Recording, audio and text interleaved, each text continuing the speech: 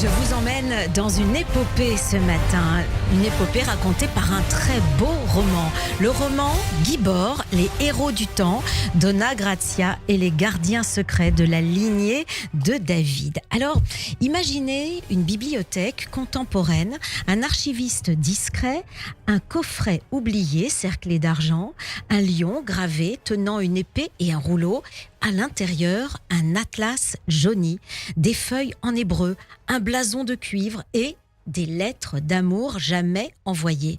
Et une phrase revient tout au long de ce roman comme un battement de cœur. J'ai demandé à Dieu.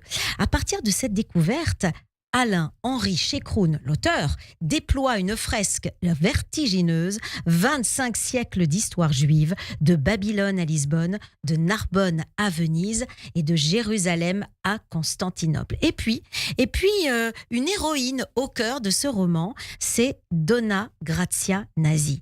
On va parler de ce beau roman dans l'air du temps ce matin avec mes invités. D'abord, l'auteur, évidemment, Alain-Henri Chécroun, qui est historien et passionné. Bonjour, cher Alain-Henri. Bonjour Léa, merci de me recevoir. Et merci d'avoir accepté cette invitation. Et face à vous, Alain-Henri, c'est Pierre Mamou, qu'on a le plaisir de retrouver tous les mercredis et qui est avec nous ce matin. Absolument. Pierre, je sens que vous allez nous parler de petites pages d'histoire juive évidemment, et de personnalité. Oui, mais Alain-Henri Chécroun est bien plus spécialiste pour parler de son roman. Vous allez échanger évidemment sur cette histoire. Plaisir. Alors je me tourne vers vous, Alain-Henri. Racontez-nous un peu la genèse de ce roman. Je sais que vous êtes historien, mais qu'est-ce qui fait qu'un historien passe de l'histoire, les livres, les références, les recherches, les bibliothèques et à la plume et à l'imagination? Vous savez que je suis historien, merci ma chère Léa. Le dites pas à ma maman, elle me croit directeur commercial dans une société de logiciels. Donc oui, cette passion m'a pris. On est en été 2000. J'accompagne mon oncle et ma maman à Barcelone à une réunion familiale. Il fait chaud et j'ai mon oncle dans le train qui commence à se livrer sur la famille à laquelle j'appartiens, les Cheltiel. Cette famille, c'est une famille singulière puisque elle est dispersée à travers les 5 continents, à travers le monde. Et j'apprends incidemment, par l'intermédiaire de l'historien en date à qui je rends hommage, qui est décédé il y a 2 mois, Moshe Shaltiel Grazian de Chicago, que nous appartenons à une lignée extrêmement vivante, importante, à travers les 25 siècles qui se sont passés. Et ça vous a donné l'envie d'écrire, d'aller rechercher, j'imagine. Alors, c'est pas une illumination que j'ai eue sur le moment, c'est quelque chose qui sommeillait en moi. C'était une petite lumière qui était là et qui avait toujours existé. Ça m'a révélé le fait qu'il faut, pour trouver quelque chose, le chercher. Donc j'ai décidé de chercher depuis ces jours-là. Et j'imagine que lorsque on apprend qu'on appartient à une lignée, on est inscrit dans une histoire. On a un passé très lointain avec des racines. Et j'imagine que ça donne une certaine responsabilité pour les descendants. Et d'ailleurs, votre livre, il est, j'allais dire, plein de ces valeurs de transmission, de qu'est-ce qui va se passer dans l'avenir. C'est un peu ça, non ? C'est un peu ça, et il est vrai qu'un grand savoir inclut une grande responsabilité. Mmh. En effet, j'ai pris la mesure de cette responsabilité au fur et à mesure des 15 années de recherche que j'ai eues sur ces 25 siècles qui se sont déroulés.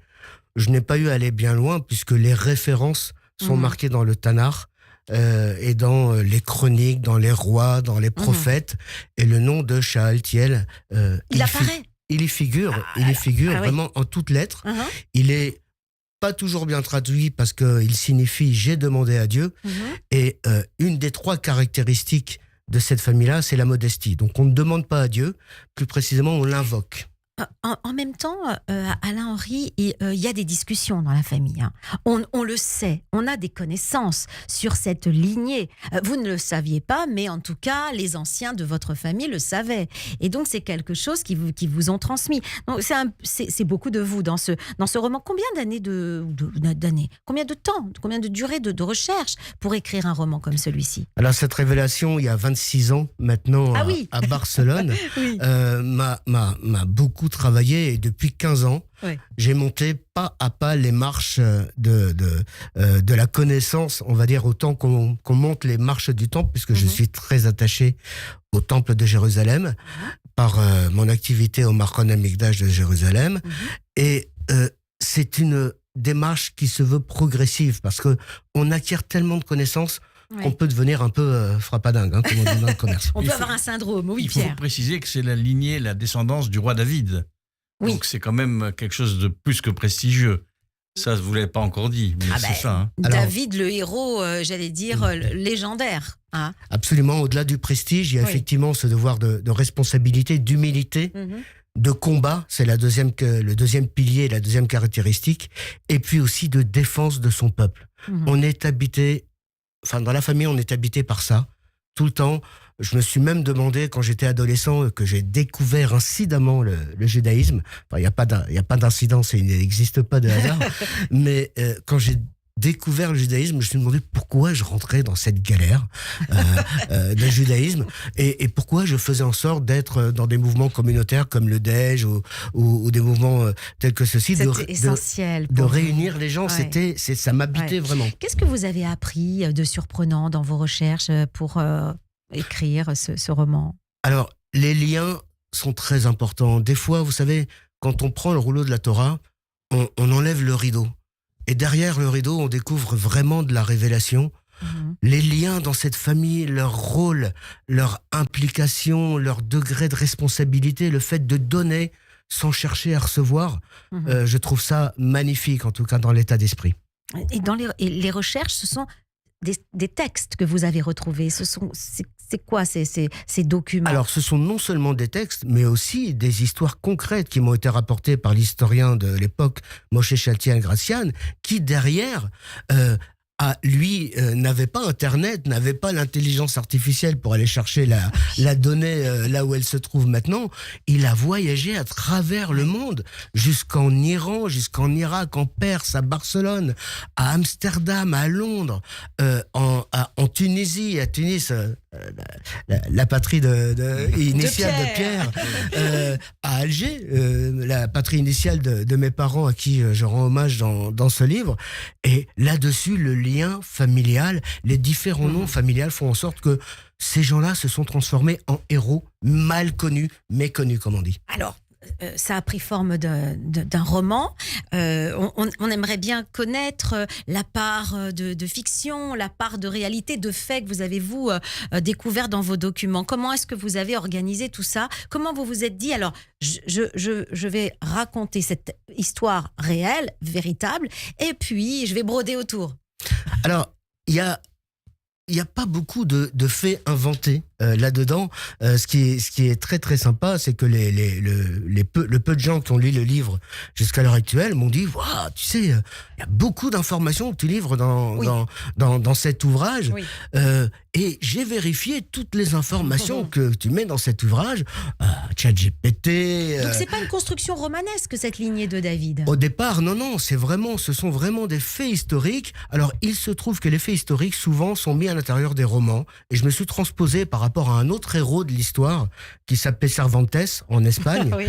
et qui a inventé le premier roman dit comme ça, et qui invente un gars qui est sur un âne, accompagné d'un suivant qui annonce son arrivée. Oui. Je me suis dit, mais ce Cervantes, c'est un marane qui raconte en pleine Inquisition l'histoire des héros méconnus. Oui, et la particularité de Cervantes, c'est qu'il était d'origine juive dans les deux lignées de sa famille, paternelle et maternelle.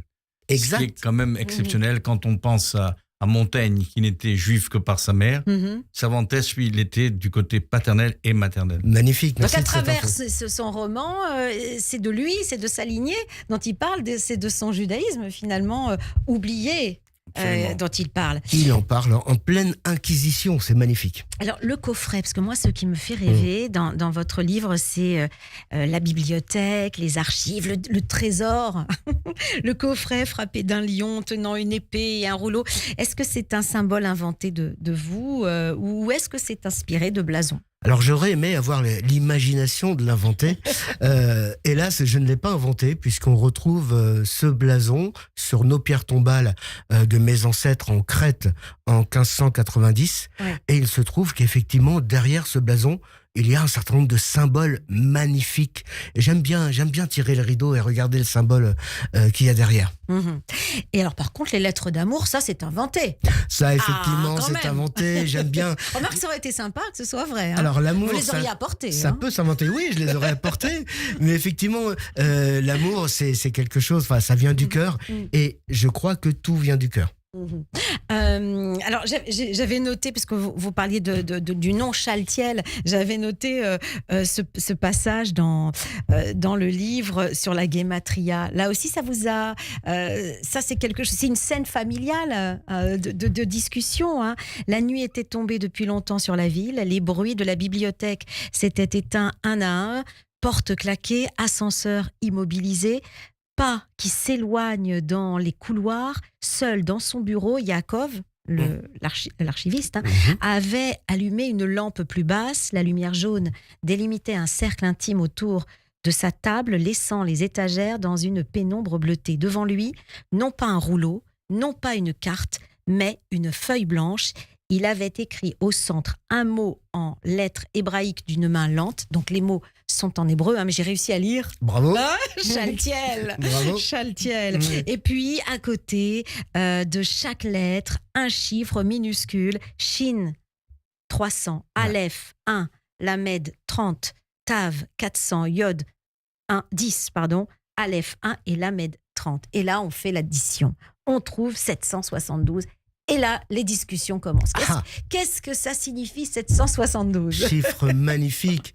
Et effectivement, les 2,7 représentent le 14, qui sont le chiffre, qui est le nombre qui est associé à David Améler, au roi David. Et le nombre 2, par exemple, mais là, l'explication va beaucoup plus loin dans l'ouvrage. Le nombre 2, c'est les deux Beth Amikdash, les deux temples qui ont été construits par le fils de Shealtiel qui s'appelait Zerubbabel et qui a construit avec Ezra le scribe le deuxième temple qui attend le troisième. Toutes ces recherches là, c'est presque, oui, comme vous le disiez, ça, c'est entêtant parce qu'on ne pense presque qu'à ça.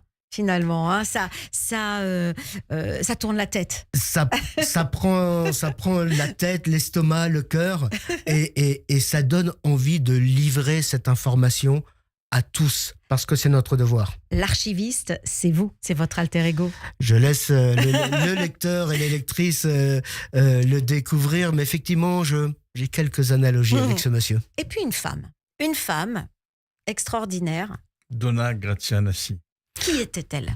Alors, non pas une femme, mais des femmes, parce que Donna Grazia Nassi, on est à l'approche d'une fête de Purim.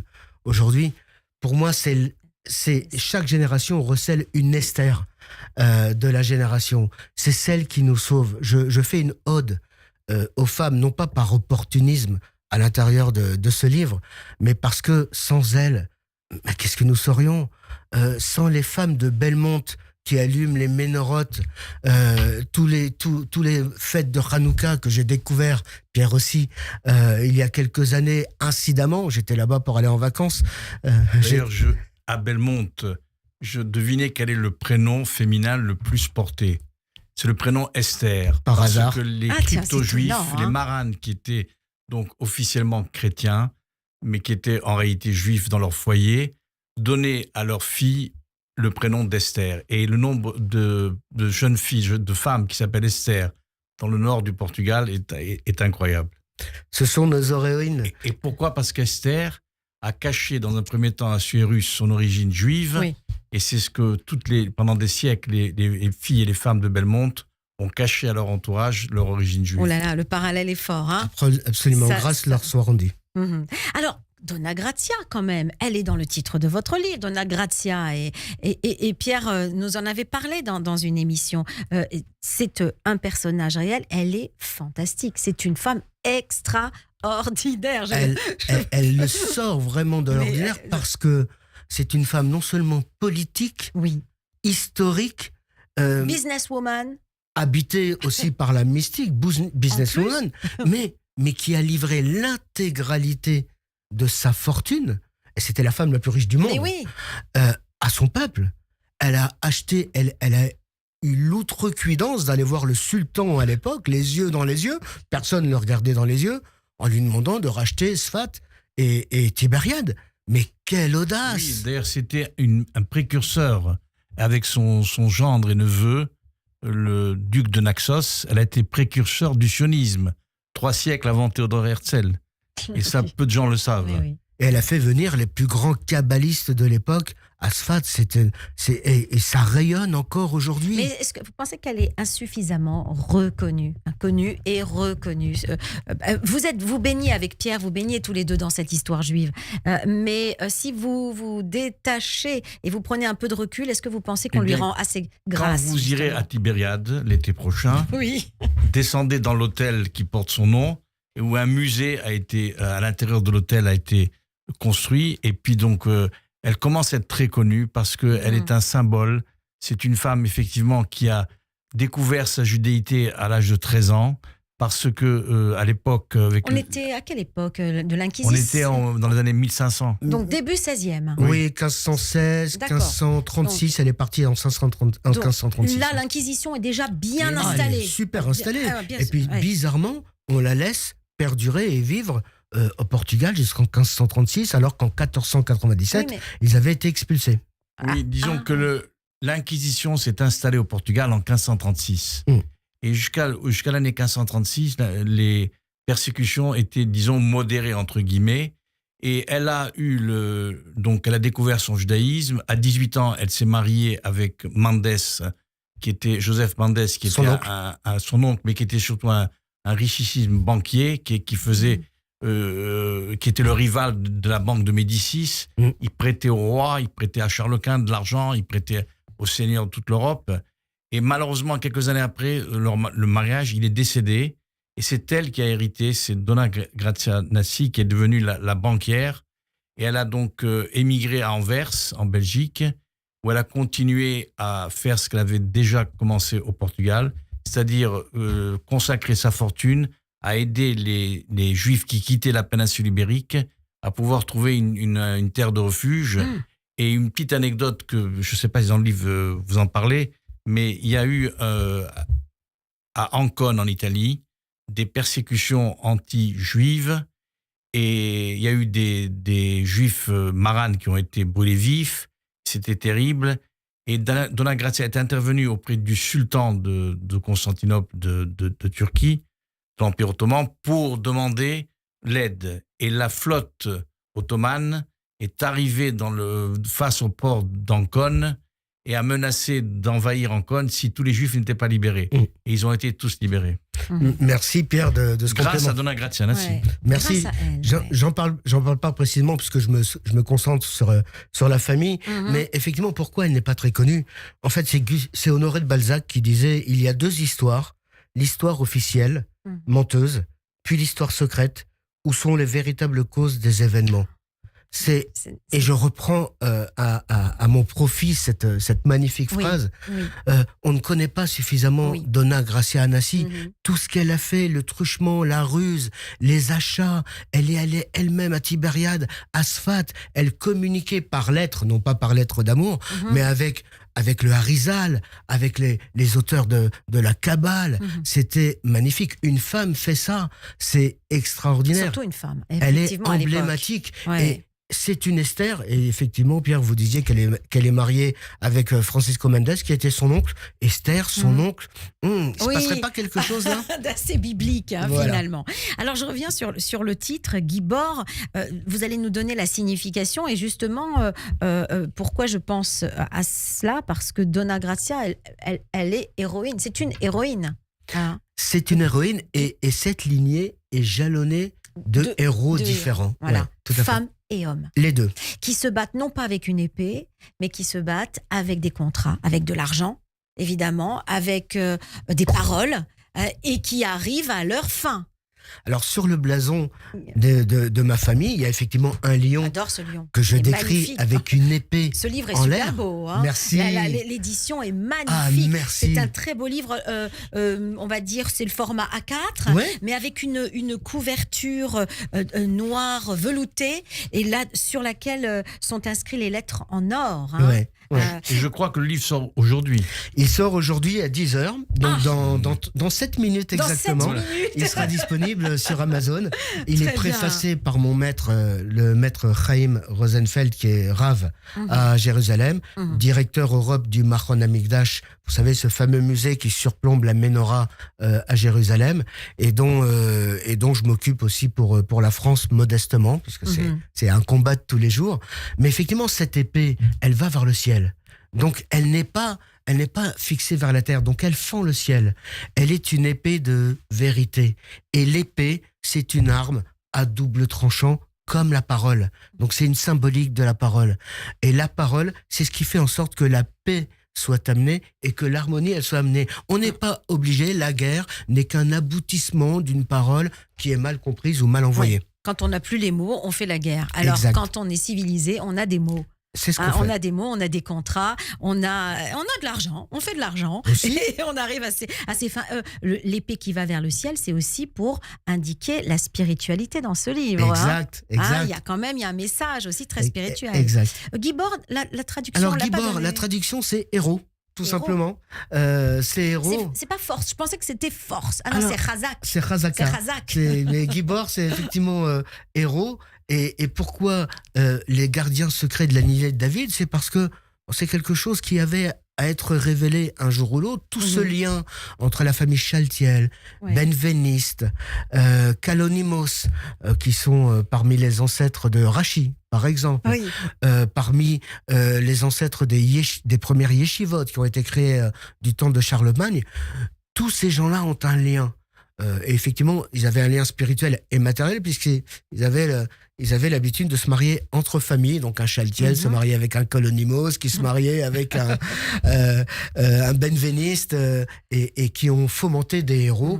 Par exemple, Don Yitzhak Abravanel, qui était très connu de la part des séfarades et qui a écumé les terres séfarades, a livré aussi beaucoup d'argent. C'était aussi un benveniste.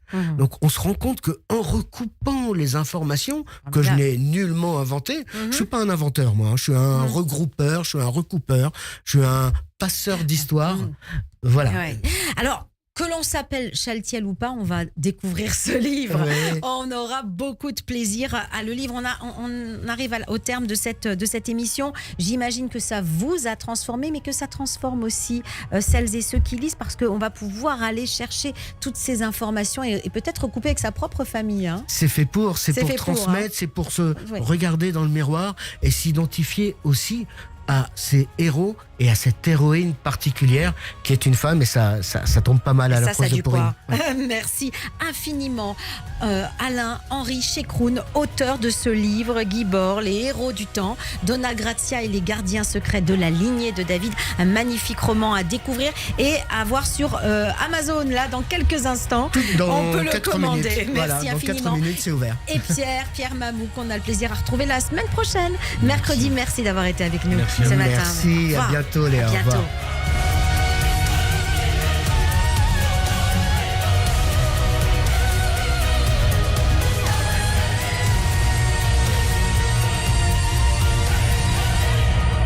Radio J, le 9-10.